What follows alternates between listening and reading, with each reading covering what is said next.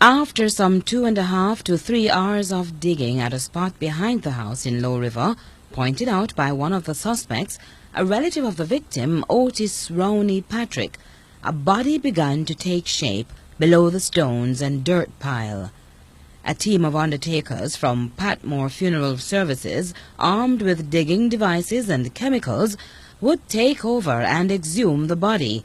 All this, CVM News understands, took place in full view of the accused man. Given the process of what had reportedly taken place at the house, it was explained that the suspect had to be present, and so he stood, saying nothing, expressionless, in handcuffs, heavily guarded by the law enforcement team. Female relatives wept uncontrollably, especially as they recalled how the family had buried Otis's mother 8 months ago. At least 2 men had to be restrained by several persons, perhaps agitated by the news that the man who had allegedly shot their loved one, described as a hard worker just trying to earn an honest living for his young children, was within their reach, but they could not touch him and serve justice their way.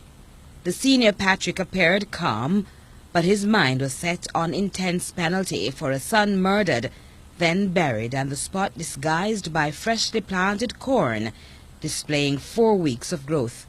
A well-crafted homicide, only blurted out by persons pressured by their conscience. What me have in my intention, that's it. Them a man not supposed to go a prison go name taxpayer money. The government supposed to kill them a man. Bring him back hanging and get rid of the crime where I go on. Finally, the body, in an advanced state of decomposition, was brought out in a box shortly after the men from the funeral home were called to come closer. But plans were suddenly halted as the vehicle attempted to make its exit.